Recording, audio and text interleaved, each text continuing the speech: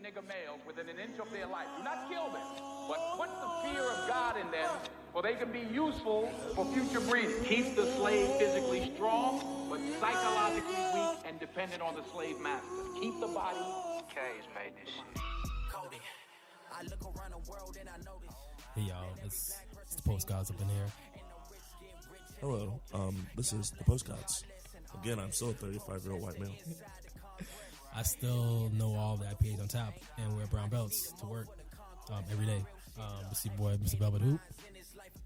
This is your boy, Louis GD Commodore Lewis. Fun fact, I have always worn brown belts. I really didn't know that was a thing. So I wear Sperry's. That's because you went to Vanderbilt, man. So that was before. Yeah. So you just lost in the sauce out there. Always, I'll remain that way. Well, actually, now I'm Kanye West. I'm not Mr. Velvet Hoop anymore. God, I'm Ray Lewis, not Grant Lewis. That's an easy switch. My middle name is just call me Ray. Screw it. You know, black and white ain't about that no more. It's about being an Uncle Tom now. That's the vibe. 2017. I hate niggas. Vote for me. Wow, how? Trump 2020. What? I thought we weren't going to talk about it, but I'm still. After when I saw the feed all aglow that Kanye visited Trump, it's like I don't know. But then when he posted Kanye 2024, because that means he wasn't going to run in 2020 like he promised the people, my heart sunk. That was the moment. That was the real moment when I knew that everyone's Samuel L. Jackson and Django right now. Except for probably Samuel L. Jackson, ironically enough. Don't do it, Sam, please. Sam will never do that. I mean, probably said the same thing about Kanye until recently. So. I would have said the same thing about Jim Brown. I wouldn't have said the same thing about Kanye. Now if like, who is it? Friggin' Harry Belafonte goes up there, I'm jumping out window. It's over. Even after I do it a couple times, like if I have to jump out Jonathan's window, it may take 10 times, so I'm gonna do it. The Jim Brown, I expected it, because I already heard what he had to say about Colin Kaepernick, his feelings about him kneeling, and it's already like, all right, man, you're really on the crotchety old man status now. So I just had a feeling like he would just be enjoying Donald Trump's company. It's like he was excited to meet him. It's like I don't really get that, but this is what happens when we lose Muhammad Ali, and then all these people think that they can just do shit that's out of pocket. That's really what that is. Like, this man's not there to keep him in line. They ain't scared no more. Yeah. 2016 is trash. Really? And the Jackson 5 kind of warned us, but I blame it on the Boogie. I really do. Not Boogie Cousins, just the actual Boogie. Yeah. The ephemeral Boogie. The alt-right Boogie. Yeah. Look at this neo-Nazi. He wears a bow tie and suspenders, rolls his pants up, and wears brown shoes. What a fashionable young man who also doesn't believe the Holocaust happened and doesn't believe black people are real people. But he's very fashionable. Welcome to... Fuck! God, 2016 is trash. Oh my God. Stressful. I don't know how much better 2017 is going to be either, because it's just... I hope something amazing happens. I hope something good happens. I don't know. I can only trust the stars at this point. I don't know, because we done lost Kanye, Jim Brown. We already lost Ray Lewis, but I'm gonna throw him in there anyway. So who knows who's gonna be cooning in 2017? Beyonce, it's over. Yeah. Oh my God, it's gonna be Beyonce. Again, I can never say never, but Beyonce ain't gonna sell out. I'm sure of that. Shout out Beyonce. You're still a great Destiny. You are Destiny's Child. There's a really cool thing about Beyonce and Destiny's Child. It's not.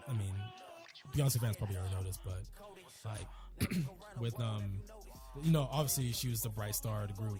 Yes. So if you didn't know, Beyonce was the biggest star of Destiny's Child, but the reason why it's called Destiny's Child is because of Beyonce. Because it's not called Destiny's Children, it's called Destiny's Child. Damn. So wow, she really worked them. Poor Michelle. She'll be all right. She got money. She can't sing. She is a great gospel star. Okay, chill with that. Michelle Williams, I love you. You're a gospel queen to me. But you always, every like 9 months, you get clowned on Twitter really hard. I don't know. I guess to be a millionaire, that'd be kind of worth it. Yeah, it's okay. Like, you could clown her all you want. That she's still making it rain.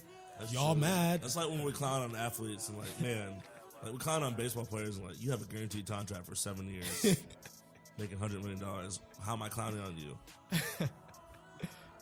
I mean, you can still do it. Yeah, you should. Yeah, you should. You should still do it. I firmly believe in clowning. Yeah, because you can make 7 figures and just be a terrible player. I mean, Michelle can be a terrible singer, but Jesse Child still be number one in terms of people's memories. Bills really taught me something. It's that women ain't playing around. And I don't know if and you knew this in the 90s, late 90s. Yeah, but is it a stack a month? How much does that equal? It's $200 a day. I don't really know what's going on. What they're bringing up these Twitter topics before they were real. Ladies leaving men at home.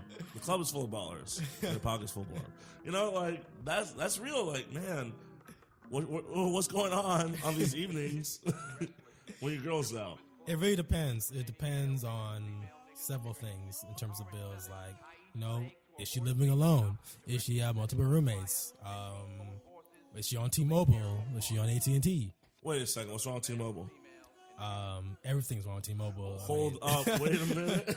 I've been on T-Mobile for a good 10 years now, sir. In terms of classifications, if you have AT&T, like, you're sort of like, okay, you're in trouble.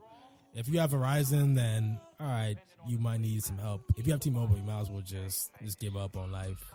T-Mobile was great in Nashville. That was the main reason why we had it. In Nashville. It's good Keywords. Here. It's good in Orlando. It's even okay in Apopka. Now, Melbourne, it was trash. At campsites, it was awful. But, like, for the most part, it's pretty good here. Everywhere I've been, I've never had a problem with my system. Okay. Well, I mean... Even Oklahoma City. Whoa. Yeah. I mean, you're just not really helping your case with T-Mobile here. It's big in Oklahoma City. It's big in Nashville. It's big in Orlando. Worse in Miami. Even works in Gainesville. I mean, I ain't gonna knock T-Mobile too much because it does work internationally. You can get a really good deal. I don't have T-Mobile, so I just say. But I know people have gone to other places and used T-Mobile. So I'll send you snaps from Oxford and Manchester when I'm there next summer. I don't know why you'll be there.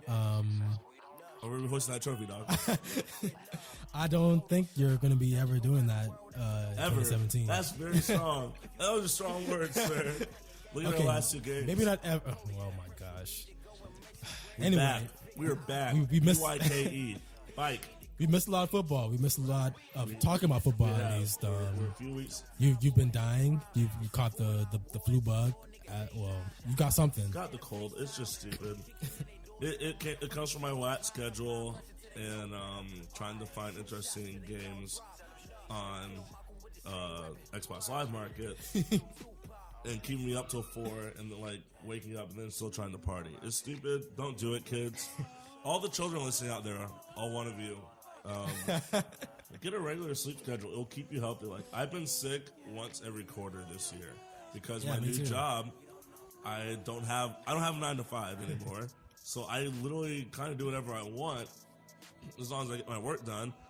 So like Wednesdays, I can be up till 6 in the morning. That's not good. No, that's terrible. It's not bad. It's not good. So, like, I drank 3 whole things of orange juice this last, week and a half.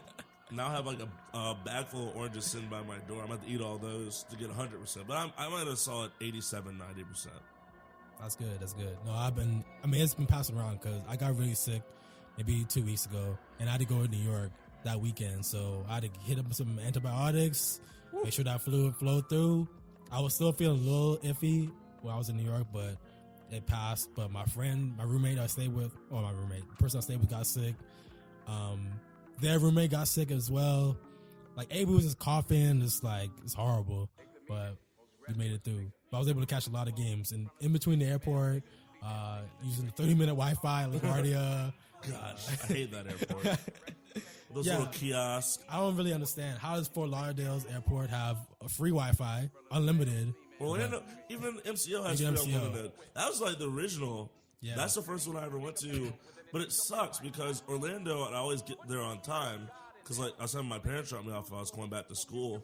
But Nashville was one where like we're hitching rides. So, like I'd be sitting in Nashville for like hours, and they didn't have free Wi-Fi. It's like I was a poor student. But the Nashville airport is really cool because it's really small. You can get in It's and out mad quickly. quick. It's mad quick. As I told you already, like I got really drunk the night before I missed my flight, but I was able to just go up through security. Everything is all good. Catch another flight because I had to connect to Atlanta. I was able to do that no problem. So shout out to Nashville airport. Y'all are on point. I love it. honestly think Nashville may be easier to get to than like Sanford. I don't know why. That don't make no sense, but that's just how it be sometimes. And that's weird because Sanford's just like an airport surrounded by cow pastures, so you can just easily walk they up in do there. control burns out there. I'm like, can you guys do this? And they're like visibility issues. Like, oh, don't worry, we ain't gonna hit any buildings. I'm like, right, there's nothing actually to hit. You're flying out of the middle of pine forest. It's fine. Shout out to Northeast Central Florida. Yeah, shout out. It's rural and boring most of the time, and I'm scared to be around there. But still, you know, it's a reality that we live in. It be that way sometimes. Yeah.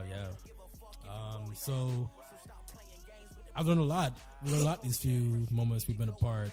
By myself, I feel cultured in a way. Oh, I danced with an Israeli woman in a restaurant. Just randomly. That was beautiful. She was the older woman, so I made her day much more so than her making mine. But I still had a great time. where was this? This is in East Village. Oh in New man, York. New York's that's the place, man. Yeah, let me shout out to New York City because last time I was there fully was like 7 years ago, and So different when you're a kid. yeah, this is my first time going like one travel by myself, and two, not having to. Well, it's pretty sweet, like not having to follow other people's roads. So I can just set my own schedule. So I went to Brooklyn, shout out Greenpoint, shout out Bushwick, shout out Bed-Stuy. Every place was there, it was on point. There was something to do, like, you know how they say, like, there's always something to do every day. Yeah. There was literally something, and I didn't know that the trains went 24 hours. So I was like, all right, I could be out till like 2 a.m. I can just come right back home. There's no problems. I will say the last time I was in New York, like I'm not big. I'm not a big public transportation guy, but like at least with a bus, I can look out a window and see where I'm going. Getting on the subway by myself terrified me. I'm like, what if I miss my stop? What if I end up in like New Jersey? If I end up in New Jersey, what would I do? What would my life be like? I don't know. That's terrifying. Like there are certain things where it was kind of, you know, but at the same time, I went to Central Park, saw the Balto statue, saw the hotel from Home Alone 2. Still fought Donald Trump though. I saw in Central Park, the place where everyone goes rowing on dates in TV shows and movies. Right. I saw that lake. It's real. These things are real, guys. I didn't know these were real. I thought these were all sets. These aren't sets. And they clear people out every time they film there. And that's like every day. Like Law and Order, SVU. I saw so many places where saw people gadded up at Law and Order. In my day. It was great. Yeah, seeing those scenic places were cool. I passed by Dakota. I mean, that was a really sad place where John Lennon got killed. Yeah, there are people there every day. Because when I was there, there's like a circle of people just playing music and candles are out. I'm like, dog, it was 40 years ago. Yeah, some people gotta move on, but you know what you gonna do? I guess he's their idol. But whatever, you still gotta move on because they didn't know you and you didn't know them. So please move on. Whatever. Shout out to Harlem, walking around Harlem, Hotel Teresa, famous for Malcolm X's. That was a stomping ground. Him and Adam Clayton Powell. So you got to see all the sights, man. It was just really tight. On Clayton Powell or is it on at Malcolm X? It's on Clayton Powell. Yeah, my friend lives at Clayton Powell 118. Oh, so like, I might have seen him or seen his wherever he lives at because I was all up in Harlem. It was great time. Yeah, that's where I usually stay when I would go. So oh, nice. It's only 2 blocks from like the subway and the north and the Central Park. Take like a day and a half to traverse it. I think the one thing that impressed me about New York is the scale. It's absurd. Yeah, it is really ridiculously huge. It doesn't make any sense. I don't understand. Like, first of all, so many people. Like, there's something everywhere. There's like movement. I don't know. Like people have cars there, but no one uses cars. It's so confusing. Like nothing in New York makes sense. Like why there are a trillion cars parked everywhere, and no one's driving. But everyone's driving, but I've never seen anyone enter a car. Like, I don't get it. It's so confusing. But I mean, it's a city of 7-8 million people, so You know, a lot of people, if you don't have to drive, then I'm just going to leave my car here until I'd have to. And it might be weeks. I can't imagine paying for parking in New York. I've heard some scary things. I've seen the rates like on the doors while walking by, and I was like, y'all really paying over $100 to park here? So that's rent. Like for a couple, that is rent. Like after a week, what are you doing? You live there too? Yeah, I don't get it. I guess people get paid a lot. Donald Trump, for instance. You gotta get paid to live in New York, man. Yeah. Like you can't be making this Florida street money and be living in New York. Like even the Boy Scouts, I think the starting wage for like the lowest entry level Boy Scout, like a professional up there, is like mid-50s, upper 50s, and that's still like you still like living paycheck to paycheck. Like that's terrifying. Yeah, my friend tried to move up there on like a $30,000 a year gig. I was like, bruh, I talked him out of it at the end. I was like, no, this is not going to work well for you. Yeah. Like, are you going to be begging on the street on the weekend? Like, I don't know. That's probably what his life is going to be like. But thankfully, he chose a better path. Now he's in Chicago, making probably more than that, I hope. If not, he's not struggling. So, good, more power to him. Hey, man, do what you need to do. But I will say, today when I woke up, it was 71 degrees. And in New York, I think it's 24 degrees. So how's that taste? Yeah, I was not enjoying the cold weather. I was not used to that. Well, I'm used to it now, but the first 2 days, it was freezing. The next 2 days, like, okay, I feel like a New Yorker because it got a little warmer, but I was able to walk normally. I was sweating. So I was like, what? That's the annoying part. You're cold, but you're sweating at the same time. Yeah. That's why I don't like the North. Like, if I'm sweating down here, it's because I'm hot. Like, nothing makes sense up there. Again, the North baffles me. So it's a conundrum. Yeah, and then it started raining, and then that's just really messed it up. Cold rain is just not good. Yeah, I went 2 years ago now with my aunt. We went up right after New Year's. And the day that we're leaving, we took a mega bus from Baltimore. And so when we're going back to the bus, it started raining. We had to walk 24 blocks in the rain/snow to get to, like, over by the river where the bus stop was. It was miserable. It was in the morning. I had to carry all her luggage. So I was carrying like 8 bags. She's just walking with her purse looking lost. I hate this. Yeah, that's the struggle. Especially I don't have like a real suitcase. I have like a travel bag, like a road trip bag. And that was horrible walking around with that bag. I need to get a real ass bag because this was a struggle. But even with the suitcase, still, that's just like something heavier to lug behind, yeah. But it's got rolling thing though. Oh, I don't mean like a. Or yours didn't roll. No, it didn't roll. It was just like a weekend bag. Yeah, no. like a duffel bag. Yeah, that was awful. Cause I don't pack too much, but it was still heavy, regardless. Did you go to Madison Square Garden? No, I didn't go by MSG. I watched the game because one of my friends' roommates used to date Sasha Vujicic. So we were watching the game at a restaurant. And it was like Maria Sharapova. Wait a second. Hold up. I wish I was balling like that. To be chilling with Maria. The machine. She might be hooking me up with some ecstasy or something. So I feel good about that. Shout out Maria Sharapova. But nah, I didn't pass by MSG. That's where we let off my first time there. So my first ever time in New York. Literally, we get off the bus and we'll walk, and I turn and I look left, and I'm like, I'm following my GPS, and I just look up. I'm like, Madison Square Garden. I just started losing my mind. I couldn't fathom that I'd ever touch it. I took a picture with it. I was like, yeah, I'm taking a picture of my MSG. It's awesome. I'm here. I am here. I made it. This is real New York. Like, we stayed in Times Square, so we were right by like the grandstand where the streets split. Like, we're on 47th, and that's at 45th. So like, we were in the middle of like scenic New York, like movie New York. It blew my mind. Like, and there's infinite people. I can't get over the magnitude of that city. Yeah. But like, I say that, but then who knows? Maybe I'll go like Tokyo or something. At least I'll be like the tallest person there. That's cool. I think Jonathan and I need to go to Asia just so we can like tower over people and I'll say I play in the NFL. I'm gonna be confused with Michael Blackson or someone like that. So I'm completely okay. I can run with that. Yeah, I'm completely okay with people thinking I'm David Ortiz or something. Do they know a Dominican accent from an American accent? I doubt it. Probably not. That'd be great. They'll probably look it up on the phone and be like, oh, this is a match. But at that point, whatever, we're still with you. My friends will believe it. Man, we need to do that. Yeah, I'm down. If anybody wants to send us tickets to Tokyo. That'd be great. Yeah, we want to go. Oh, big news. I guess travel news, but local football news. International Champions Cup will be played here. Oh, 2 years in a yeah. row. We're gonna see hopefully we'll see some real stars. I'm hoping we get like at least one Madrid game, one City or United. But they always come out. The stars come out for the games. The stars do come play. They may not play hard, but like I remember a couple years ago, the largest football match ever was Madrid versus United up in Michigan at the Big House. You know, I don't know if they're going to do it at the Citrus Bowl. They're going to do it at Orlando City's new stadium, but I'm excited for it. Like Orlando's, we're on the map for real. Camping World Stadium, you on one? No, it's the Citrus Bowl. I don't know. They ain't paying me, so I'm gonna still call it Citrus Bowl until I get those Camping World checks. It's the Citrus Bowl, dog. Let's keep it like it is. But nah, I think Ronaldo probably won't be playing because he'll be in the Confederations Cup in That's Russia. 2 years in a row. That's true. But no, but the next year is the World Cup.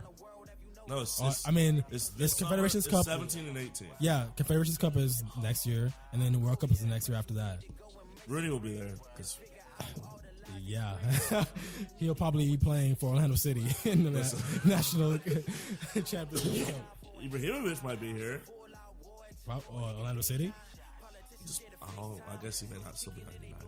Let's talk about United because they have improved. I know, and you're wearing your United shirt, so I know you're feeling good about yourself. Let's talk. All right, so here's the thing. I didn't get a chance to watch the game. I was doing some work. I was in the house, so I didn't get a chance to watch the match against Crystal Palace. And so I followed on Score Center. I just know I got the score up in Twitter, so I see Pogba scored. I'm like, oh, man. But then when they equalized, I got sad because I'm like, oh, we're Uniteding again. But, you know, Zlatan gives to Pogba. Pogba gives back to Zlatan. And in the 88th minute, we pulled it out. And that's what I want to see. Like, I don't need us to dominate. But, like, when we concede an equalizer, I like that in the last couple matches, we've gone back on the attack. We're not deer in the headlights anymore. We're like, oh, we can win this match. And so that's what I'm glad. And that's what I kind of said previously. I'm like, obviously the talent's there. You know, I think we found the lineup. I mean, hey, Martial's getting back in it. Mkhitaryan has been playing well. Like, we've won 3 matches in a row now. And it seems like Jose is finding his midfield link that he needs, and even getting good. Like, Rooney's still playing threatening football. It's not like old school Rooney, but Rooney is putting, like, he's not someone that you're not aware of. Pogba's in the attack. Zlatan's always there. I mean, Mata's playing again. Like, this is the lineup, and even the defense with Bailly's knee being a little shaky, but Phil Jones playing football. Marcus Rocco playing football. Like, these are names that when I used to see them on the score sheet, I'd be upset. But Jose's done such a good job of getting them ready and focused that they're playing well. Now, can we catch Chelsea 13 points back? Possible. No. I mean, it's possible. Anything's possible, yes. But what the fact that we picked up 6 points in a row, we're not dropping points. And I think we have form right now that is good enough to challenge for top 4. I have no doubt in my mind. I think Tottenham's kind of falling, and I just can't imagine Liverpool staying where they are. Even though they have the talent, something doesn't seem to be clicking over there at Anfield. So, and, you know, Everton's not going to play well. Like, we're going to be there. So, as long as we keep this form going, like, do we still need to make some improvements? And yes. Do we still need to maybe even make a purchase or two over the next transfer window? Of course. But, like, we are coming together, and I think so. We added so many pieces, and so many pieces came along so late last year, and even at the beginning of last year, like Martial came on at the beginning of last year, man on fire. Then, you know, too much was put on him. He dwindled. Rooney wasn't there. We had no attacking, and then Rashford comes on, but like those two never gelled. Now we're getting all the pieces, and then we go and we buy Pogba, get Zlatan, get Bailly, like all these Mkhitaryan, all these pieces are finally coming into shape. And I just think it's like, frankly, I've been playing a lot of Assassin's Creed. It's like those. It's been a long jump puzzle. Wow. And I hate jump puzzles; they annoy me, but I still play them. And at the end of the day, it's like we're slowly figuring out that jump puzzle. So I feel good. I mean, I said we've been playing better the last month and a half, but now like it's showing. Like the results are where they need to be. So I can't complain. I'd be a fool to. Right. No, y'all are really solid. I watched the Tottenham game, and y'all are really, really solid. Like in all areas of the pitch. Like even defensively, which y'all were lacking in before. Yeah. I'm not convinced with Martial at all. Like I don't know if how much longer he's going to be at United under Jose. I think. I mean, once Rashford he gets it together, because I know Jose has a lot of issues with him too, about like him being defensively, because it was against Tottenham where Darmian was getting worked by Sissoko, and Rashford came in and was not helping him at all. He's not. I don't think Rashford is nearly as physical. He's not big. He's not a big kid. Yeah. He's not little, but he's just not big. Like him and Mata are about the same size. They're both like small guys, and I know that Jose really wants box-to-box wingers and central midfielders. But I don't know. Like I still think Martial is talent that they're not going to let him give up, and they're going to force him to develop. And I think Martial has. I mean, he obviously has world-class potential. And when Barcelona wants him. Well, the rumors was like, but it was like, don't go. Everyone in the Catalan. But he wouldn't. I mean, he wouldn't go because who would he replace? That's right. He would be on the bench, so I don't think he would do that. Exactly. I think he's going to stay. I think Depay's gone, and that's sad. Depay and Schneiderlin. Yeah, Schneiderlin's definitely gone, which is fine. We have a glut of midfielders, and I mean, if you're not even beating out old man Michael Carrick, I really don't know what to say. I love Herrera, and I think it's partially because he looks like a child. Like he looks like he has a really big head. Forever, he will always look like a child. He looks like a little kid out there. Like when he scores, he's like so happy. Like when stuff happens, the man's older than me. Like he's literally like a couple months older than me, but he looks like a kid. So Mata's world class, and again, Pogba's obviously like finding ways to. And your boy Fellaini, also world class. See why we have to go there? Why we have to bring up old stuff? The double agent. Hey man, at least Jose didn't think that Fellaini could play striker. Shout out LBG. I still can't believe that happened one day. I remember listening to that press conference, and I was like, am I drunk? Is he drunk? Are we both drunk? What is going on? So, I think you can play striker. That happened. I mean, they're playing well now. Sad to say they're playing well, but and then the kids were by. I think Jose was in a moment of panic, so he brought him back too quickly. That's why it's hurt. Like he's hopefully like now that they're regained form, like he can actually take the time to recover. Because if they struggle and brings it back quickly again, it's gonna be injury problems for y'all, and that's just gonna be not helpful for anyone. Injuries can be the ultimate thing that derail this cohesion, but I think again, I mean Mkhitaryan's a little dinged up. But that still opens up stuff for Martial to still show his worth. And I believe in the team as constructed. And again, we're going to sign world-class players. Yeah. We got the money, infinite money. Yeah. So it's really all about the personnel and finding meshes. And right now, Paul and Zlatan and Mata and Herrera, that's like a triangle of death. Yeah. It looks like y'all they've really bought into Jose's system. They have. And like he has no, from what I've seen or heard, like there's no issues with Jose and front management like LVG has. So it seems like y'all are gonna be okay. I think y'all will challenge the top four. Like I mean that's just not y'all will. Y'all in the mix already, so there's no problem with doing that. So just continue to play this way. And I think your schedule is pretty good coming up. I don't know. Yeah, we played all the heavy teams. Like we played all the top teams. Our next match,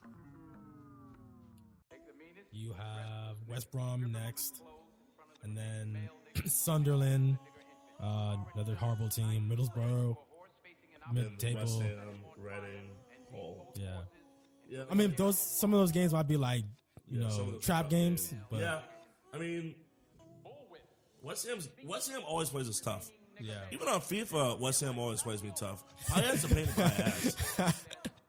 don't know. We got to buy that guy. Even though it looks like, there's some trouble brewing in West Ham at Boleyn Ground. I mean, yeah, because I don't know what's up with West Ham, to be honest.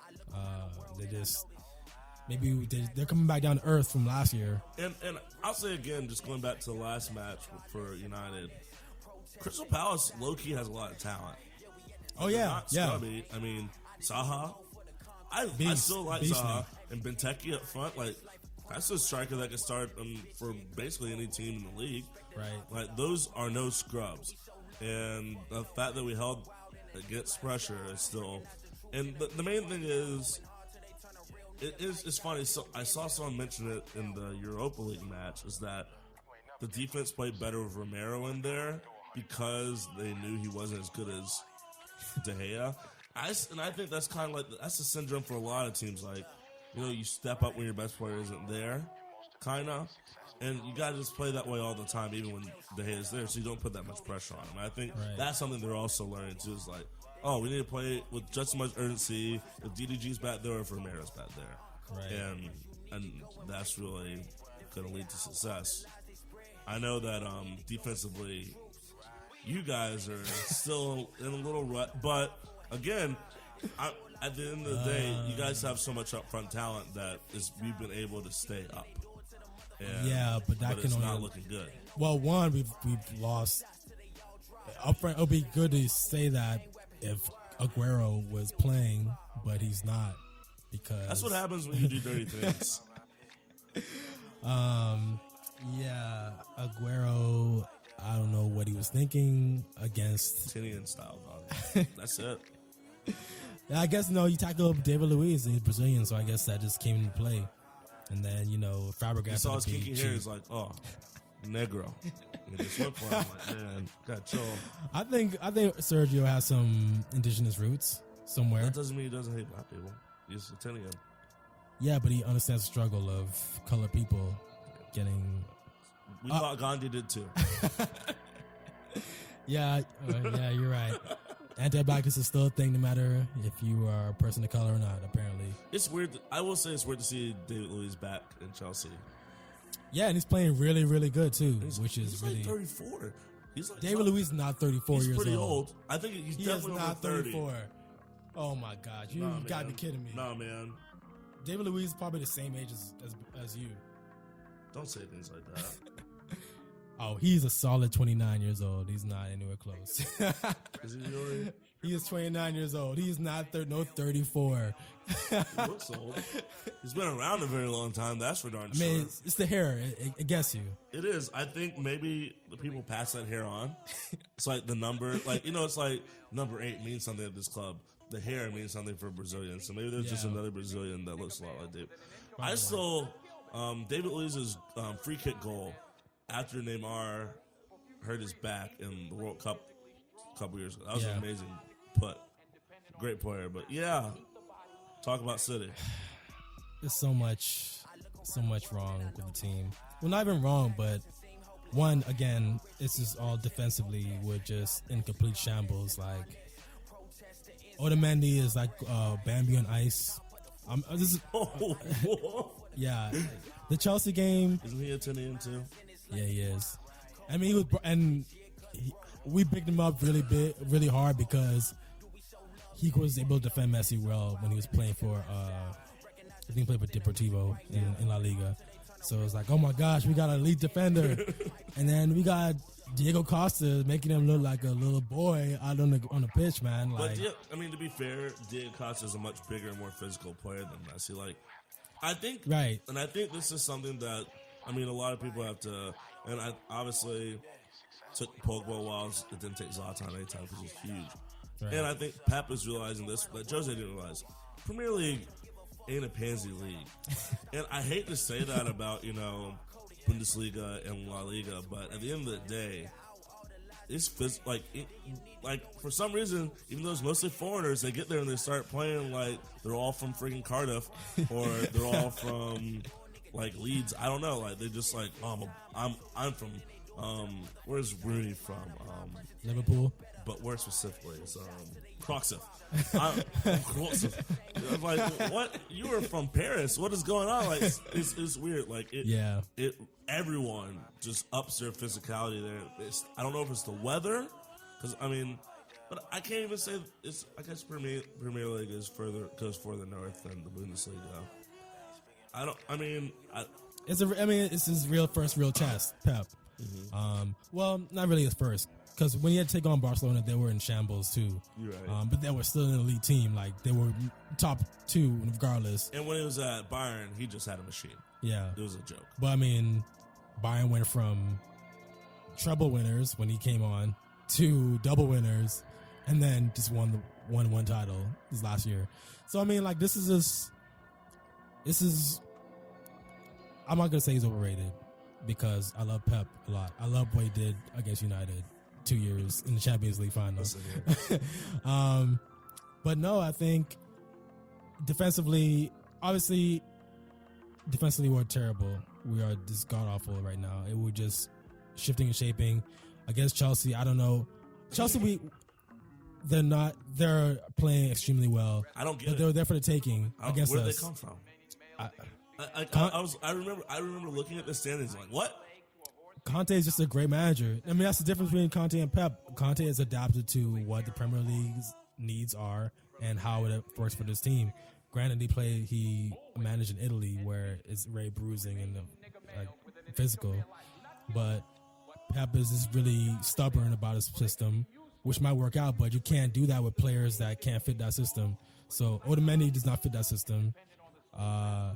Kolarov does not fit that system. He's a great free kick taker. He can really put crosses in the box, but the positioning was terrible against Leicester when we got blown out. Like, that was bad. Like, they just watched him go forward, knowing that they're going to attack that space. Y'all let old man Jamie Vardy get up on y'all. I forgot how old he was. Like, he's a really late bloomer. He's a cool 30. Yeah, he actually is 30. It's not a lie this time, folks. This is fact checked. So, just positioning. Like, folks just lack that sense of positioning. So we need to really shop hard. I think the Sheik, Manchester has already promised him to spend. We got to spend in January. We have to. That's not. We're not going to win title. We're not going to be challengers. I think everyone in the top 8 has to spend. Yeah. To make it, but looking at the top 8. Not even the top 8. I think not everyone in the top 8 has money. Yeah. From what I can tell, isn't it things kind of tight in Arsenal? Because they're looking to sell Sanchez. Money's tight. Yeah, him and Ozil, not because money's tight, because they got money. They just are really cheap, for one. And I don't think Ozil, I'm sounding like a real foreigner. My friend always told me, shout out Paige, she always told me to pronounce it Ozil, because the two, whatever it's called. That's it. So anyway, I think Ozil's never really. He's been playing well. He's been playing awesome for Arsenal, but he just never fit in with London style. Like, people just don't appreciate. Fans don't appreciate him, which just makes no sense to me. Because even coming from Real to Arsenal is like you're coming from a place where you only have one thing competing against you, to a place with 9 things competing against you and 6 in your own city. It's amazing. I never understood that one. Like, it's a weird transition seeing people go that way. Right. It's always been weird to see that happen. And if they lose either one, Wenger's crap, in my opinion. I think he's like the really, really poor man's Sir Alex, obviously. Wow. Am I wrong? Recently. They're 2 different managers. Right, but just going on how long someone's been there and what, you think of Wenger as good but not great. But when, if Wenger left, I don't think there would be, catastrophe. No, because they'll have a good standing. They'll be able to transition well. It's not like United, where they try to transition from Sir Alex to David Moyes, which is never going to work, because Moyes is not that type of manager. He just never had it. So you think they'd be able to pick up if he left? Yeah, I mean, Arsenal will find a good manager, great manager to fit the style. I don't know if they're going to keep the same style that Wenger has now, but they'll make it happen. They'll probably be even better. I would think. Well, I think if they were better, that's still a testament to how like he's behind the times. I don't know, like sometimes you stick with stuff too long. Kind of reminds me of Jerry Sloan with the Jazz, where they stuck with him for so long because Jerry Sloan is what they knew. Yeah, but it's like, sometimes. But Wenger has not lost confidence in his players. I think that's the thing. Jerry Sloan, yes, his star player didn't like him, so he had to go. The star player now is struggling for time in Dallas, but regardless, that was the situation. I think the managers have much more power in football than head coaches do in basketball or even in football too. So I think Wenger's going to be fine. Because they've let players go. They let Fabregas go. They let Henry go. They've let REP go. But have they won since they let? No, but that's the thing. Like, and they're about to get that. Well, it's funny. I think they're going to beat Bayern. Wow, I do not think they're going to do that. I think I've watched some Bayern matches actually, and they look kind of shaky. Yeah, I think they're uber talented. Like, I do think they have 7% more talent than Arsenal, but things aren't together. But Arsenal are shaky in the Champions League. Right, but I don't know. Like, and I love, man, I would kill to have Renato Sanchez and Douglas Costa. I want David Alaba know his business, man. He's one of my favorite players. Yeah. But at the end of the day, Ribery hasn't looked that great. Robin hasn't looked that great. Lewandowski and Miller haven't looked that great. It's been kind of weird. Their best player, I think, right now is Vidal. Which, is a great best player. Which is the crappy part. Which is the worst part. It's man, they're playing bad. Their best player is only one of the top 20 players in the world. They have so many. It's a joke. But I do think that it won't be as bad as it has been for Arsenal. Because last year, Arsenal got knocked out by Barca, right? So I don't think they played Bayern last year. No, they did play Bayern. They played. Yeah, Barca they did. In the group play this time. Yeah. I forget. Now we can look it up, but I think they did play Bayern. I think they played Bayern 3 years in a row. Anyway, Ancelotti has that reputation. No, not reputation, but Ancelotti knows how to win the Champions League. So even though they're struggling in the Bundesliga, it's fine because. Yeah, struggling. They're still aren't they still in first, or are they tied for second?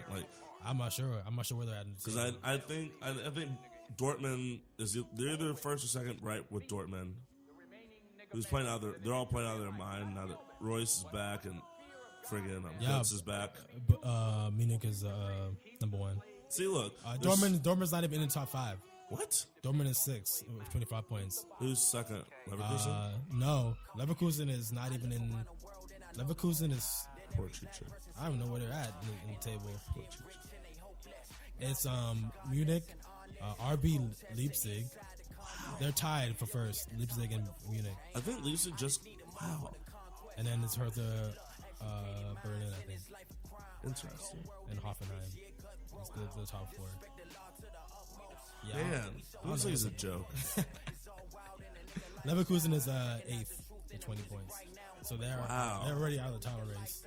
That's what I'm saying.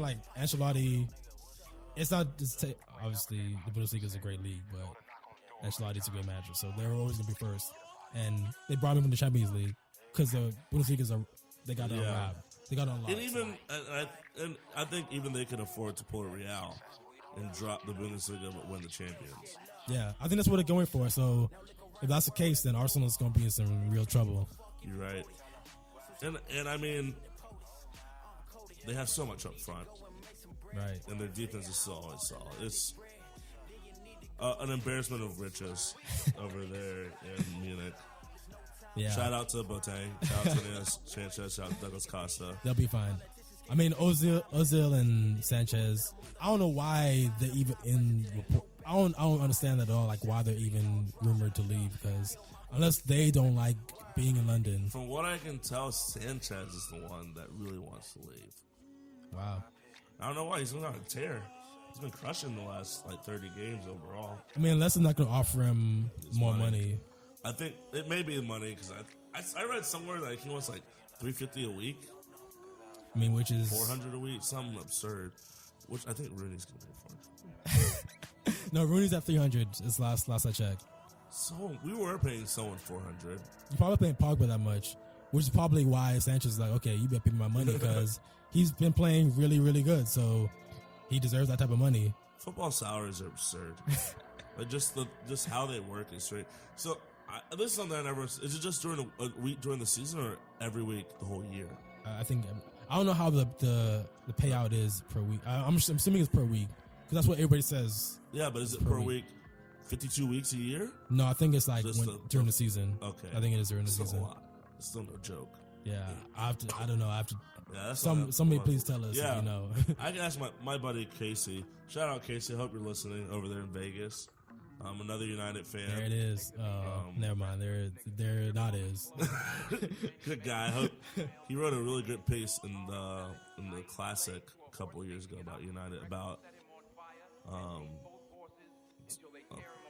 Ferguson retiring. But oh, nice. Casey will know. I'll text him. We gotta talk about the Ballon d'Or. Do we have to talk about the Ballon d'Or?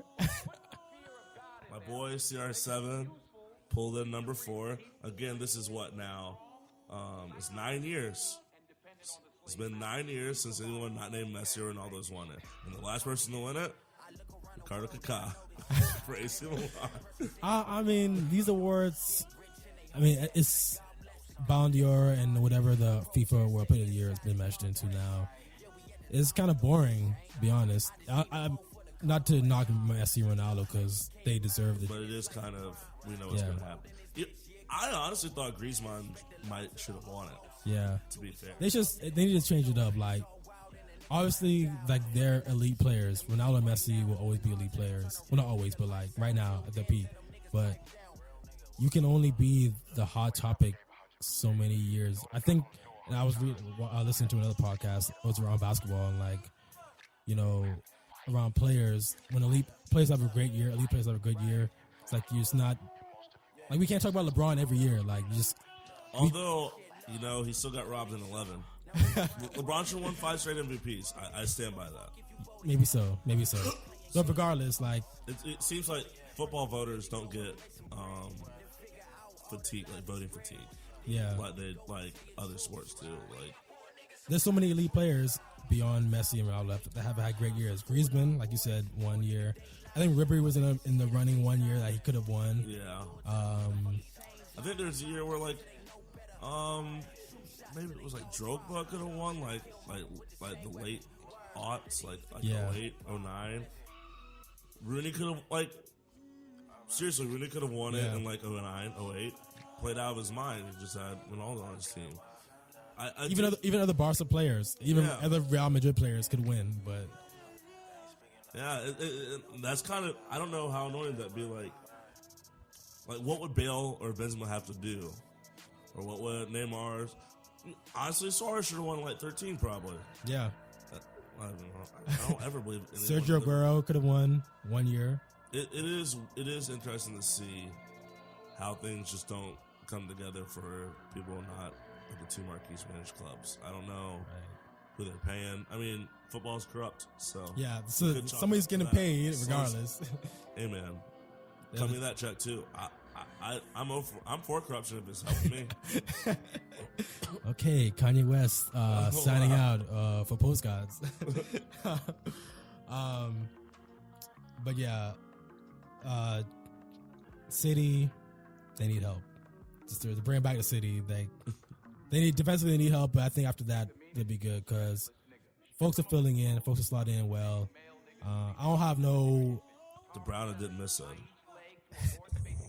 Yeah, I mean, it looks bad because we lost to Chelsea, and the score line looked a lot worse than it should because we could have scored. It should have been 3-0 or at least 3-1. RN. It could have been that way, but that's football. It's just It'd be that way. It'd be that way sometimes. Yeah, exactly. So I mean, Leicester was just we just were naive, And it's also, I mean, Leicester had to get up off the mat sometime. but didn't have to do it against us. I mean, We were just technically it was naive, but Pep, I think Pep is going to learn from this moment and will be better for it. It's going to be a really rough. Well, actually, this is going to be a moment to figure it out because we have a really tough schedule. yeah, y'all ain't got a lot good going. Let me see. All right, I know because I know we play Arsenal in this hectic month. Yeah, you have Arsenal, Nets. Then you have Hull. Then you have Liverpool, Burnley, West Ham, Everton, Yeah, no, and Tottenham. That's not great. That's, yeah, right? the Premier League. Yeah. No. So let's see.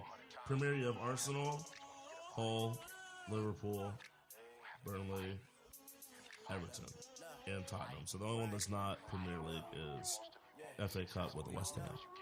So that's. Tough month. I mean, we need all these 12 points too, so we can't be dropping points like that. So this is going to be the real test of one, Pep Guardiola's management skills, two, Iheanacho, like I've been picking up Black Excellence, but like now that Sergio is done for 4 games or 3 more games, Fernandinho is gone, so Fernando's got to step up, which he hasn't. So we lost Gundogan to an injury, like a major I like injury. Gundogan. That I was like gone. saying that name. It's a great name to say. It really is. And now we're trying to get Koke from Atletico Madrid to replace him, Gundogan. But like, it's just going to be a real test. We'll see what Pep is made out of. I feel bad for Atletico because I feel as though their job is just like to sell players to the Premier League. I mean, they're gonna lose Griezmann. They sold us DDG. That's true. I mean, who else has come from Atletico? Diego Costa, like Fernando Torres. I mean, he's back, but man, Torres, what a loss! Man? So when I see him, I'm just so confused because like, if anyone ever like flubbed, continuously flubbed, miraculously, it was Torres. Like the compilation of Torres missing open nets is painful. But that was his Chelsea years. Liverpool, he was a beast. He was a beast. He got hurt a lot. Anfield. That's In the another end of his problem. career, He can but- never stay healthy. But he was, I mean, even for Spain, like he just couldn't put it. He could never put it together. He's definitely one of those. To me, he's a lot like T-Mac. Wow. I think that's a fair comparison. But no, but Fernando won stuff. He's won a Champions League. He's won a World Cup. He's won a European Championship. Yeah, but he just happened to be like he wasn't the integral part. Of what? Well, Of the Champions League he was. Euro 2008, he scored a winning goal. Yeah, T-Mac's won a gold medal. I think. No, he hasn't. He's Because never. he wasn't on the 08 team. Man, Yeah. they really let my boy down. Not to knock off T-Mac. I'm just saying, like, the Yeah. difference is that Fernando Torres has won stuff. But I mean, he's also been on better teams. Like if you put T-Mac on like the Lakers or like you replace T-Mac with Kobe, they're winning. He won titles. You know, it's just Yeah, like but situational. he wasn't on. He didn't do that, so he didn't Right. win. Maybe he's more like a Bill Russ. I mean, a Bill Walton. He's Or like Larry Bill Bird. Walton. Or it's like Larry Bird, where he had a great young career, but injuries got to him. It could just never be what he wanted to be. Yeah, I suppose. I like But finding comparisons. how old is Torres now? He's probably like 32, 33. Looks young, but yeah, he's older. I mean, he wasted a lot of his career at Chelsea. He just didn't fit. He just didn't fit in the team, and then he got hurt. So he did not fit their style at all. But he had a good run from when he was at Atletico to maybe the second year of his Liverpool career. He's 32. So Oh, he's not as tall as I always think soccer players are taller than they are because strikers all look so big. And I mean, Zlatan's not small; he's 6'5", but everyone else is kind of short. Like Pogba is like my height basically, but I feel as though he's a giant. Pogba's like 6'3". He's 6'3". I'm 6'2", I mean, that's not short. So but like he's not like Lil Wayne or like right. But like if I saw him out, like I've been out sometimes and I walk around like, where all these tall people come from? Like, why are these giants out here? Shout out to fake Ibrahimovic here in Orlando. This guy looks exactly like Zlatan, even wears his hair back. And I saw him wearing an Ibrahimovic kit like a month ago. A full kit, shirt and shorts. Shirt and he had the shirt on, but he had track pants on that were also Adidas. So like warm up. I'm like, really, guys? It's really like it was an Ibrahimovic one too. I'm like, it was. United. He will be somebody that wears his own jersey. Ibrahimovic. He would. I wish it were him. That'd be awesome. You want to get into the top 5 greatest moments? Top 5 moments. We can get to top 5. I want to get. All right. I want to talk about. Oh yeah, your push. My push For the African. No. I can talk about it later. That's a small tidbit. I need to talk. Let's talk about Jordan Henderson. Let's talk about. I forgot to mention my defense. That's trash. City's defense. That's my man John Stones. Let's talk about my man. Let's talk about Wayne Rooney. Whoa, wait, hold on. Wait a second. That beard's coming in nice, dog. He looks like a bum. He looks like he doesn't not look. He looks like he would be on a trailer park in Liverpool right now. That's where he was born. Why you gotta talk about like that's where he's from? I said he's from a trailer what park. I said. Oh, shout out to the Sounders. Shout out MLS champions. It was a boring ass match to watch. I watched that whole match. It was terrible. MLS, you really outdid yourselves here. But shout out to Deuce. Don't tread on him. Shout out Seattle, man. Y'all deserve this championship. They did. Y'all worked too hard and had too many great players go through there to be coming up short. Obafemi is smiling down on y'all from wherever he is right now. But I'm just gonna briefly mention how they're part of my new group, Average White Footballers, because. How are you going to talk about the Premier League's second all-time leading scorer like that? That's my question. Okay, yeah, I'll leave Rooney out of it. Thank you. Finally got my man out of the paint. The chairman right now is Jordan Henderson. I really don't get why. LeBron's favorite player. Jordan Henderson. Well, you know LeBron's a part owner of Liverpool. Yeah, but he also likes Dellavedova, so I don't really. No shade to Australia, but. No, a little shade. But I don't get I watched him play in Bournemouth. Shout out Bournemouth for that epic comeback. Black excellence all over the Bournemouth team. Bournemouth. After we beat them the first game, I am all about them beating everyone else. But I don't get Henderson. I don't get why he's so famous. Apart from being, I don't understand why he's captain of England and Liverpool. Besides the fact that he's just the white. He looks like an elf. He looks a lot like Orlando Bloom's brother in Lord of the Rings. Wow. He just fits the mold. It's like what we were talking about earlier about, when you think about midfield, you think of a white person. So that's why. He scored 20 goals in 172 appearances for Liverpool. I really don't get his importance. Like you say, he plays the back four. Milner's better. Yeah, Milner. Like their record, if Milner scores, they win. That's literal. Like they've never lost a game. They've never lost when Milner scores. Right. But everyone's on Henderson. That's wild. I'm Milner. I'm beating people up. I don't see that. John Stones, I really don't see it. Like he's just been a disaster for City all season long. Like I don't really get why he was the most expensive defender. I don't know why he splashed so much cash on him. I guess because he played well he did play well for Everton, but he's not quick. He is not smart on the pitch at all, so I don't really get that. And Gary Cahill is another person. Wow. Yep. Don't really understand his importance. You can replace all these three players and just have a better team. So I really don't get that. So they make my list. End of the year-end average white footballer list. Who should we add to that? Definitely additions. I was gonna say Carver Hall for Real Madrid, but like he's been balling, so never mind. I'm gonna take him away. Yeah, good job, Carver Hall. There are so many. There are a lot, but I don't know. Some have been playing like decently enough to get by. Harry Kane. Hey man, call him out though. Where you at, dog? That's a hot take, but he has been Harry Kane average. Could have been in Liverpool, but didn't want to go. I don't know what would happen then. Like, I don't know if that would have been a good or bad thing. I can't really. If parse he that out. if If he went to he'd Liverpool, gone, yeah. he probably been gone. He probably been like Andy Carroll. Probably would. I don't know. Carroll's weird. Yeah, Like, he's talented, but he just never. he's not elite though. No. He's talented, but he's not elite.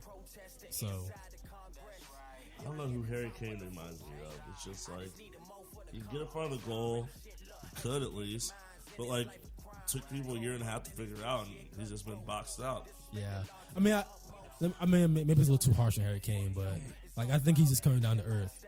He overachieved last year, and now he's just crashing. Like this is his level right Too here. much hype. Which happens. I mean, sometimes it's not fair to people. I mean, happens in football, happens in every sport. Right. Someone just balls out of their mind and they're like, oh, he actually can't do that all the time. Yeah. So that might be the case. Like this is just his level. It might be the same case. Well, not for Henderson. I don't know what his I don't know what his peak is, so I don't really know what his level is. If we've seen Henderson's peak, Anfield's got problems, which they do always because they're still Liverpool. So that's what I wanted to say. Just wanted to do that. No, we should update that. We should have a standings. Oh yeah. It's gonna be compiled. I'm draw up a list. I have plenty of time over a holiday to watch Henderson fuck up and more So people many matches overrated. of bad football.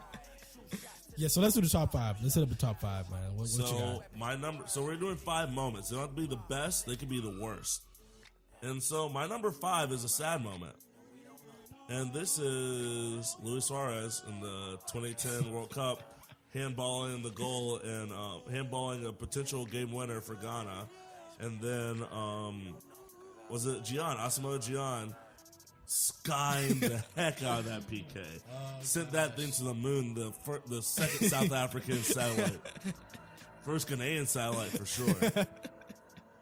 That just hurts. Like, I still think about that. Like, honestly, the racial stuff and biting people gets me, but the most annoying That's thing. That's before. That was. And that's how he knew he was a bad person. That's like, if this were Dragon Ball Z, it's like, oh, he hit that woman. Oh, he's going to be a bad guy in the future. Like, it's one of those things. I don't know how to place it, but that's a moment, top 5 moment for me. And that's number 5. I would also go with the World Cup moment.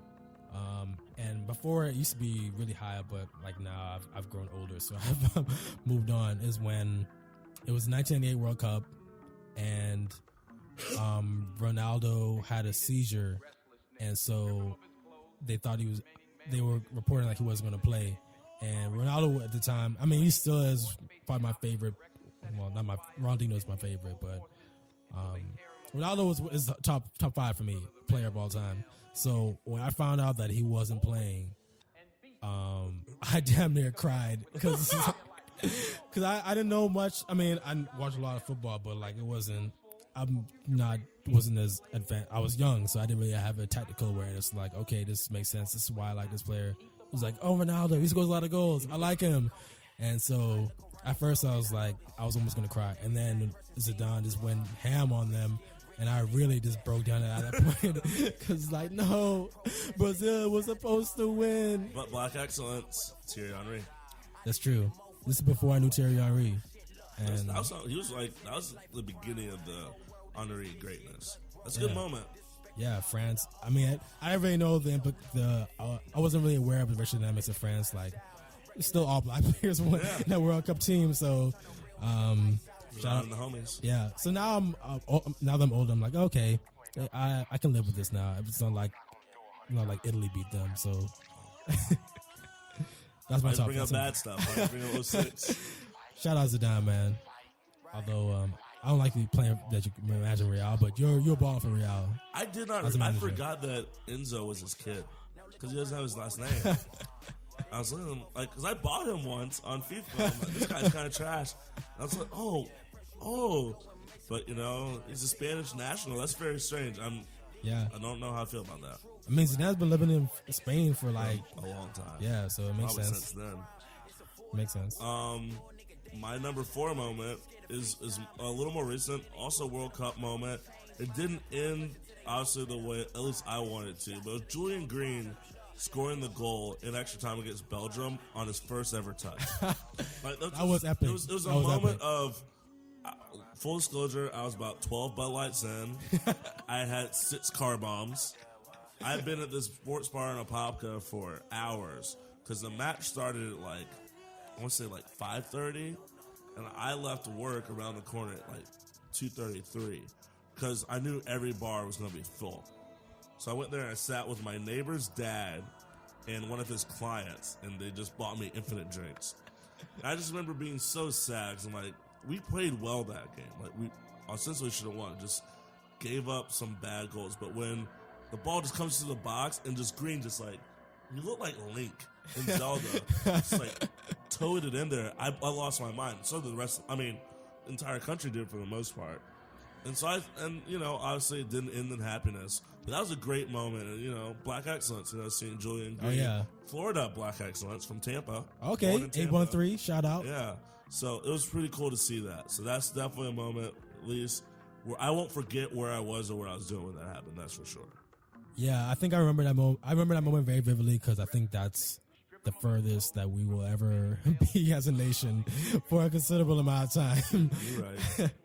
But I was in Chicago at the time, so Chicago has a huge football presence. It does, and it was just that was the one time. Garbage though. Yeah, they are garbage, but that was the one time that, like, I was really like. The patriotism, like, sometimes can just be overwhelming, but that was the one time I was like, oh my gosh, this is pretty cool how big it is. Like, no matter where I went, there was like United States jerseys everywhere. The popsicle ones, I really wanted that jersey. Nice. I love those jerseys. Wall Street was packed for every match. Yeah. Fiddler's Green was packed.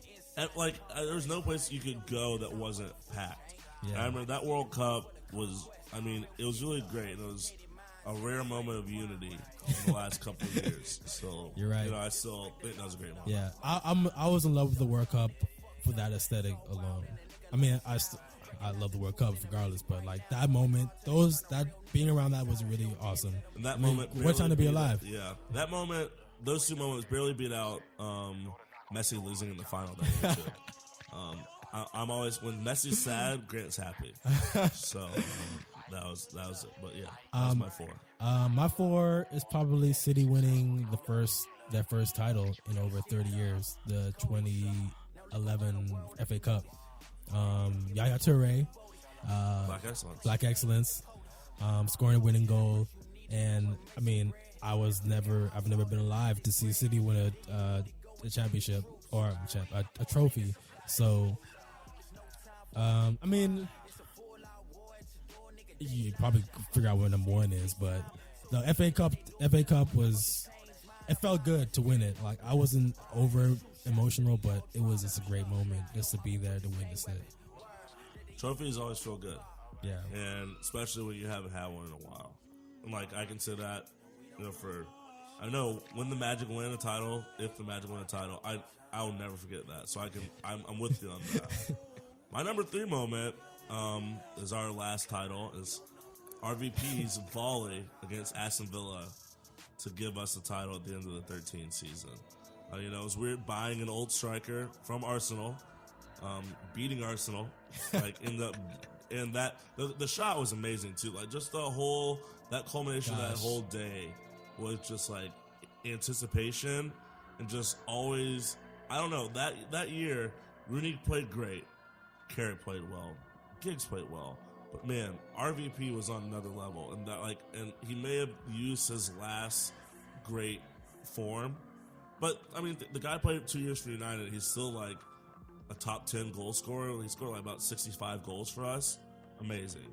And I just remember the ball coming in. That was he for a big guy, he always had the ability to keep the ball down, even on volleys, and just put it in places. And I always wax about Scholes.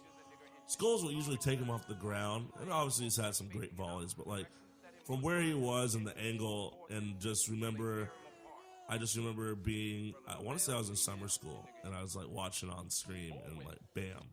So that was a great moment. RVP's volley against Villa to win us our last title. Nice. That was not my favorite RVP goal.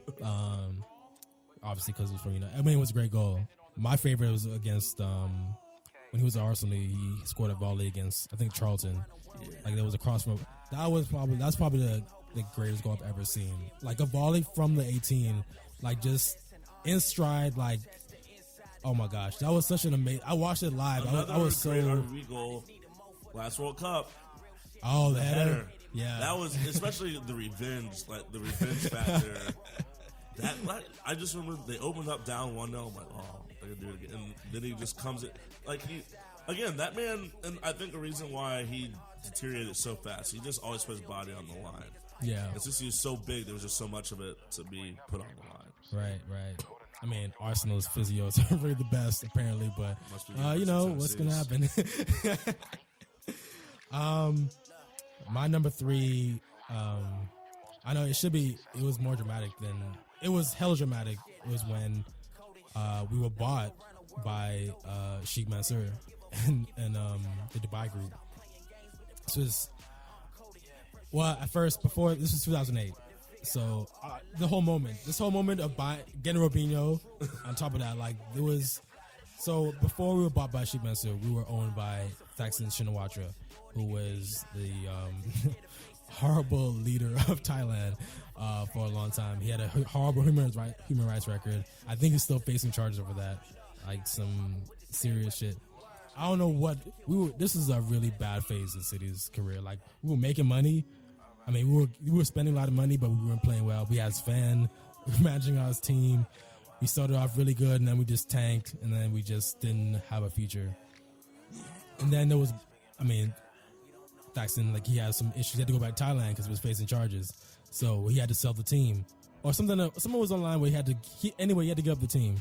And so we were in serious danger of going bankrupt. We didn't know what was going to happen. And like in not the 11th hour, but somehow like when it was up for sale, we got Mark Hughes. And I was like, we got Mark Hughes, great. Whatever, we're just gonna be Blackburn again. We're just gonna fall back to our previous years of just misery and just defeat.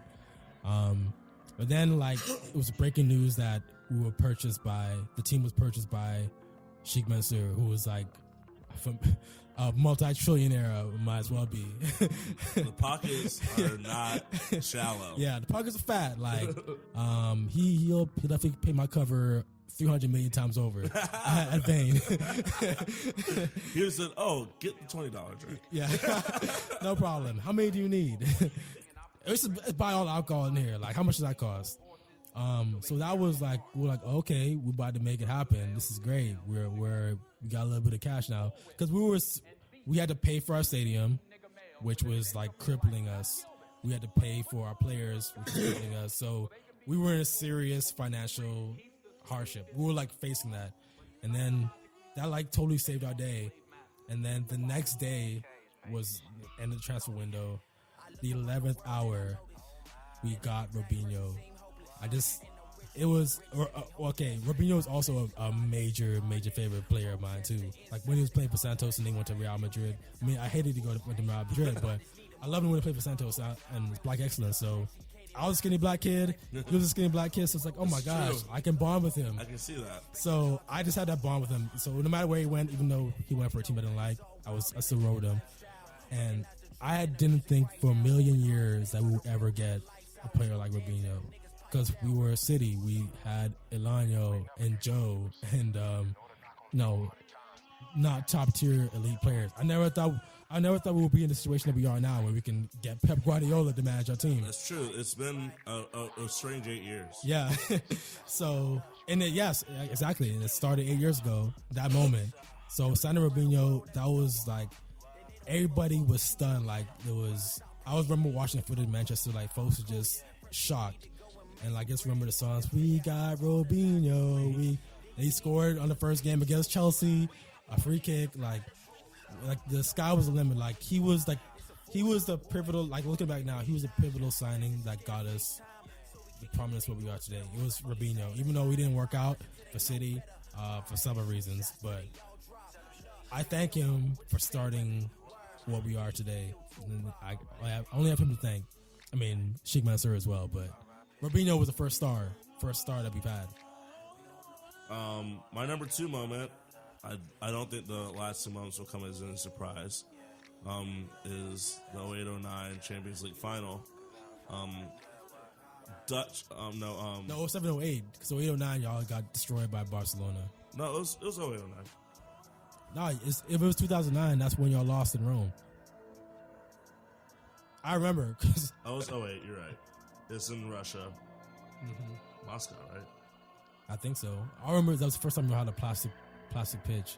And like everybody was complaining about it. It was like, damn, we've been playing on a plastic turf like in the US forever, so I don't know why y'all tripping. Yeah, 08. A crazy game, you know. We come off the bat attacking. Ronaldo scored. And, you know, let's go to the penalties. Ronaldo missing the penalty was one of the most, like, I saw my life flash before my eyes. Like, I did backflips. We're going to lose to Chelsea. I was doing backflips. I was like, yes. so mad. I was at my buddy's house who is a Chelsea supporter, watching it down the road, like, sitting there that summer right before going to college, like, and then, miracle of miracles, John Terry's. And, you know, the Lord said, you're an asshole. And then, you know, Van der Sar saves the Cole one, too, because Terry post God. Post God's everywhere. Gosh. John Terry. But even more importantly, Black Excellence. Ryan Giggs wins the game on the last penalty. You know, he may have shagged his brother's wife. He may not be able to get hired anywhere as a manager, but he did sink a penalty. You know, and again, against people I like Drogba, Anelka. You know, those are 2 players that Anelka blew it. He did to get Giggs to score the winner. And I do. Those are 2 guys I like, but you know, Van der Sar came through. Like it had everyone featured prominently besides Wayne for the most part. Vidic, like everyone that I love about that era of United came through, and it was you know, it was sad because you know it kind of led. I mean, Ronaldo was out the door, but at the same time, like no better way to end it. So my number 2 is definitely 08 in Moscow. That was such a sad game at the end. American history. I mean, it was sad because United won, but I was also happy because Terry. Like I don't like John Terry at all. Oh, average right man for sure. Yeah. So the fact that he was trying to be like the big man with the flexing his captain armband, like, oh, I'm gonna win this shit. Like Ronaldo, you fucked up. To see him sky it, to like the Rosie, I was like pumping my fist, like yes, thank you. Vindication. And then, I mean, they ended up winning in 2012, which I was happy for Drogba. I was only happy for Drogba. But I was really upset because then Terry... It didn't matter, but yeah, I hate John Terry. Because Terry he was suspended, so he just came on and full kit. He wore full kit. Like you didn't play. Like, sit your ass back down there. We played the same amount of minutes. Yeah. Our stats were the same, fam. So it was just, I don't like Terry for that reason, like the cockiness and just... It was just really, he just really irks me in some way. So I was really happy that he lost. Number 2 for me is actually going to be out of left field. Moment was actually the 2006 Champions League just run up of Arsenal and Barcelona. I'm not an Arsenal fan at all, but I am a Thierry Henry fan. Yo, great. And that run that they had, like, it was such I qualified as my number 2, and it's a really hot take. It's probably going to change after today, but it was really hot take because every game that they played was a great game. The Real Madrid tie, Robinho lost that game, but like the way, like, first of all, Thierry Henry dominated. He had like the goal of the year. Like this was peak Thierry Henry before he couldn't do the half field runs anymore and scoring, like just like FIFA on like easiest mode. That's what we used to do to players. Breakaway. He's like, oh, I have the ball now. Bye. Yeah. I'm like, what? I remember playing I had a game on Nokia. My Nokia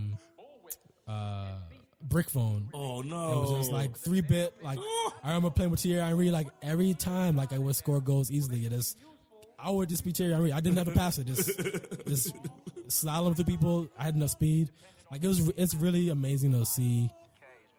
Like I guess folks folks, I mean, I sound like a real old man now, but like the new generation, if they only saw Thierry Henry play, like he was such an amazing player. Like no matter I what. can't even imagine people that only saw him play for like the Red Bulls.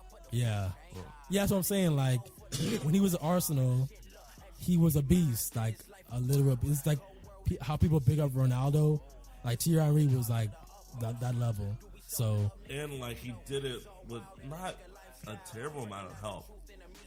right, Like he just get the ball and he's like, I'm just gonna do this. And he just like, oh man, we're in good position to make. Oh no, he just kicked the ball and just kept running. And you're like, oh no, but we got him. Nope. It was always you were in a shadow. right, Even if you were in the right spot, you weren't in the right spot. There was no right spot against Thierry Henry. right. So, I mean, I have a reverence for Thierry Henry because he's one awesome player, Black excellence, but he would always destroy City every single game. So it got to a point where you just gotta respect the dude because he was just we can't beat him. We just couldn't beat him. So he had a great goal against Real Madrid, half field run. Juventus, great goals.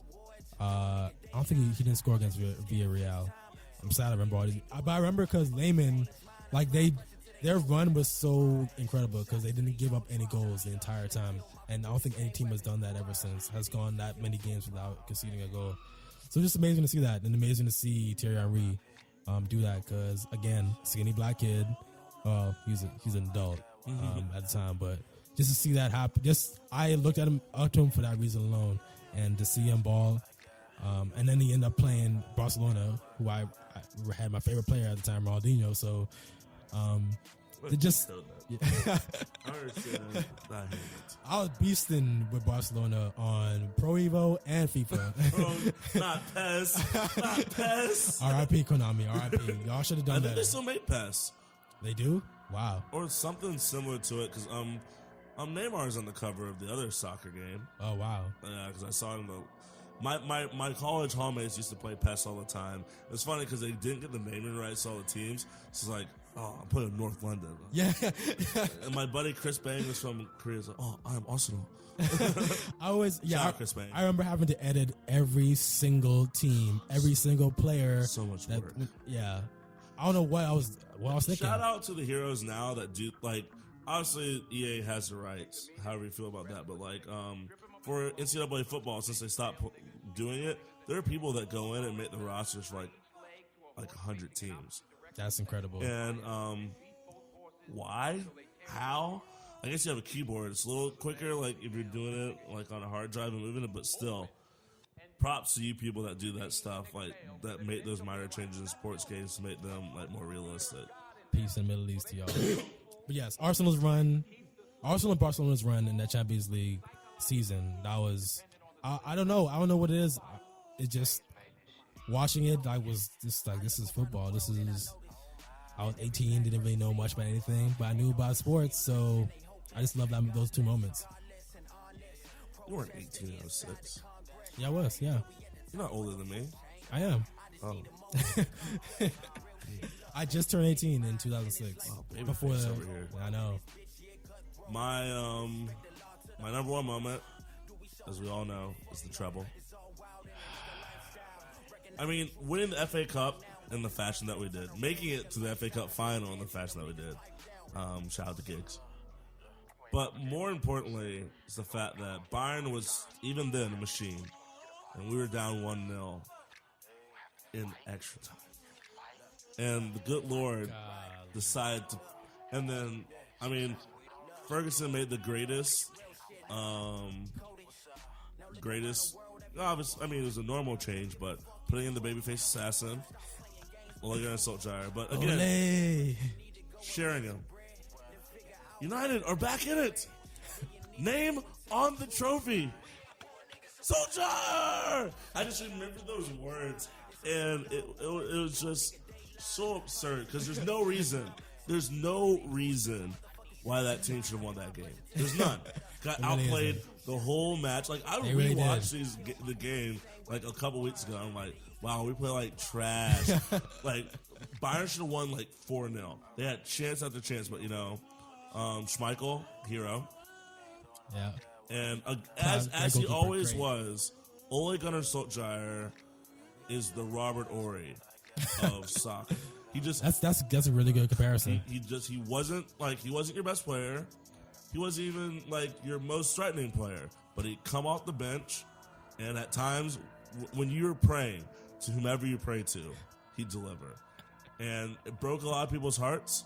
Like Ori broke the Magic's hearts, broke the Kings' hearts, broke the Pistons' hearts, broke the Lakers' hearts when he was on the Spurs. Like Solskjaer did that, and that moment was just so amazing because winning in trouble was something that, obviously I wasn't very old. I was 9 at the time, but like in hindsight, I just remember like watching and then coming back to it in hindsight. It gets more and more cool. Right, and again, in the fashion that you did it, literally snatching the game from the jaws of defeat, because it shouldn't have, it could have ended. It should have ended. It shouldn't have been there. It should have. I mean, I think I actually, one of my friends, I guess she's one of my friends. She's from Germany, and I bring up that game, and she just looks at me like she's wanting to stab me in the throat. I'm like, hey man, do you remember in Rome that one time when what happened? Right, when United was losing, but we won. And that was the trouble. You do it to people like that. So again, I think that's like that's one of my top. And that year again, that year is followed by immediately Tennessee winning the national title. So again, like a great year for Grant at a young age. 3rd grade Grant was balling. But that's definitely my number one moment, and I can assume I can guess yours. Yeah, it's one word.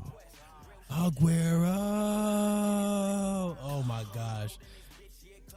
Y'all sure, if y'all don't know that, if you're a City fan, don't know that, then I don't know how long you've been a City fan. You must have been a newborn, but yes, it was May 12th, 2012. I might as well should get one. It was Mother's Day. I know that for sure, because I know they all went out to church. I stayed home. It's like, nah, I'm like going, I'm tired. I'm going to stay here. I was just staying and watch the game because it was the last game of the season. Oh, my gosh. I had this conversation with a friend of mine, co-workers of mine. Curtis? No, not Curtis. This is other people that organize now. But we're talking about, like, great moments. Because this was after the Cubs won. It broke their streak. This was our first time winning the Premier League in, I think 40-something years. It is by far the treble. United winning treble. That was an incredible moment, but it could not have come at a more. This is the most epic championship that's ever been won. Right now, to date, like there's one United. And speaking of pulling a victory out of the jaws of defeat, United had won. They beat who'd y'all beat? Sunderland? Yeah. Y'all beat some trash team. Draw. Y'all beat some team. I think it was Sunderland. Yeah, it wasn't someone good. Was it Southern or maybe Southampton? I think it's Yeah, it was some team in the north. I forget, but I just remember that y'all. Well, before I remember watching the match and being really, really pissed because I really didn't like Julian Lescott because he allowed City to trail. It was 2-1, and I know United was winning, so it's like, please do not. It'll be typical City. We were playing well all year. That's what I was hoping for. Just to lose in the last day to United, that would have broken my heart. But I mean, the run up to the final game was already epic because we were like 7 points down, something like that, and so we were already 7 points down to United. So I guess this is why anything's possible for y'all to come up and win the league. But you didn't want to be great that year. Clearly not. So yeah, I mean, I'm gonna skip all the game footage because y'all already know that. But I've watched it multiple times in multiple languages. De Jong to Aguero to Balotelli slipping, almost falling, but able to stretch his foot just long enough to provide the assist. And Aguero could have went down for a penalty. And as we know, Aguero's not great at penalties. But He's not. he managed to stay on his feet. He skirted past the challenge. And with the power of fucking Zeus, launched it in the top corner. We were down 2-1 in the 90th minute. Dzeko with the header to even it up. I thought, okay, I had given up. I had given up after like around the 87th, 88th minute. I was like, okay, fuck, this is over. I'm not trying to see United win. I can't watch it. I was about to just cut off the TV and go just like, I just wasted.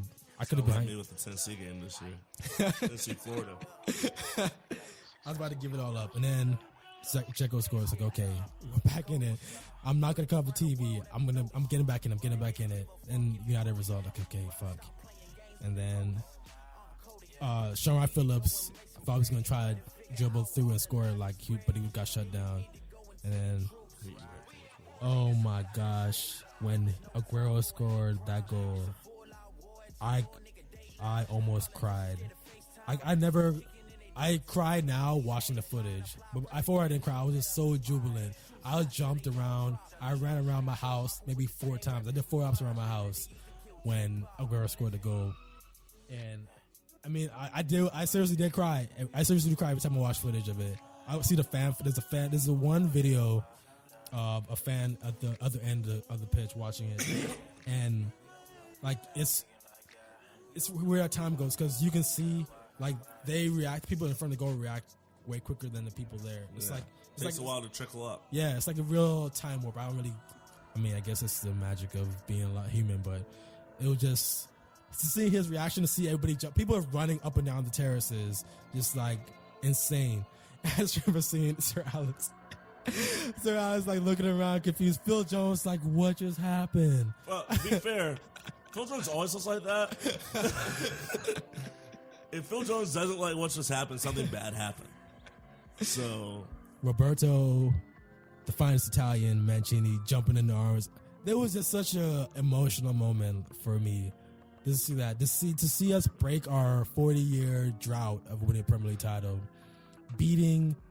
winning in the 92nd minute, and upstaging our heated rivals for the title. There was such, and with Tevez too. With why you gotta bring up old shit? And after, so I said like, you will never win a championship in his lifetime. It was just, he didn't deserve it. It was ecstasy. It was ecstasy. I didn't have to do drugs. I was totally sober watching the game. And if I was anywhere drunk, I would probably been crying on the floor, hysterically. So, as you know, that is my number one favorite moment. Brilliant. That's fair. Just brilliant. I can't take that from you. I'm gonna watch some clips tonight. Oh, I'm definitely watching the treble tonight. And also on a just missed the cut note, Orlando City's first game in the MLS, I was there for Kaká's, I want to say like 82nd minute free kick ricochet off someone's back to score. So I remember watching, like, because you can't see it from the stands. I just saw the ball in the back of the net. I was like, oh, and I lost my voice that day. And I was sitting next to New York City Football Club supporters cussing my ass off, yelling at them, yelling at everyone. That was great. That was a great moment, but just didn't. Yeah. I mean, obviously since Orlando City's so middling, but it was a great moment. It was definitely right on the cusp. That was, for obviously live, maybe the best moment I've ever seen in person. Orlando City winning. I watched them win the second division championship. But the first one, I was really, really drunk. I wasn't even at the game. I was at UCF. I was at tailgating, and I had to watch the game on TV. My friend was at the game because, you can just pay $50 and be up in there. Yeah. No problems. And just seeing them win it was. I know what it's like being in the record section. So just seeing it, knowing that you won our first championship, although it was second division, that was just amazing moment. That's honorable mention as well. I'm excited for City and the Magic to finally bring home some top flight titles, so all my teams that I root for have won. That's it. Those are the only two I'm waiting for. Well, the Magic get away just a little bit longer. They're playing not crap. but not good enough to win a championship. Right, but like it's not crap, so I'm happy. Listen, as a Magic fan, you gotta take what you can get. It's tough in those Magic You do have streets. really low standards, I guess. It's the Magic. Yeah. If you had high standards, you would kill yourself. That's all I got. You want to do your note? Oh, that's right. So yeah, as y'all know, the African Cup of Nations is happening next month. So I'm hustling hard to find folks that want to talk about football, a bit of a game. If you love any Africa, but if you love football, you gotta love African teams. If you don't, then you're just a racist, and you should probably vote for Donald Trump. So, no, we'll be covering it. I don't know if we'll be doing it every day, but although I'll be watching games on TV at work on lunch break, so I have no problem analyzing games. But I work from home.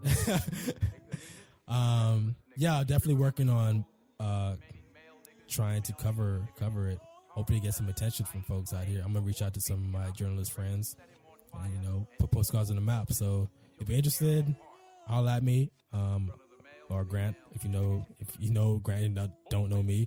And It'd be strange. Yeah, we'd definitely love to big it up, make Orlando great again. Sorry for using that. Too soon. Well, that's all I got. Stay safe out in these streets. Postcards, Aguero.